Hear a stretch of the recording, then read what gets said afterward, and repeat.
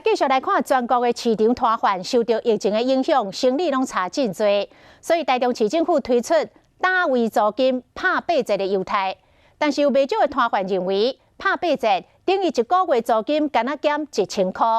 因即摆赚的钱无以前的一半，拍8折对因的帮助有限。而且6都当中，台北甲高雄租金拢拍5折，台南嘛拍7折，所以希望台中市政府嘛会当拍折拍较济咧。来到传统市场，人加真少，受到疫情的影响，摊贩讲生意歹。现在就是摊商比客人多啊，对啊，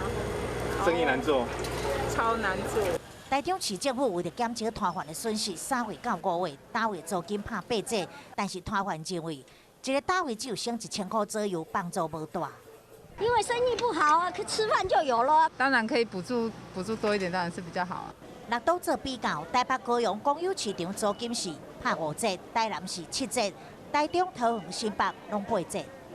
就是很早的时候提出来，那我们当时是在就打说率先提出，就是说3到5月打8折，那优于其他的县市啊哈。当然后续陆续有其他县市，所以针对这个问题呢，我们滚动式的修正6到8月的使用费这样。政府强调，除了租金减免，另外嘛针对市场的商品推出减价活动甲优惠，用多元的方式帮助摊商吸引民众消费。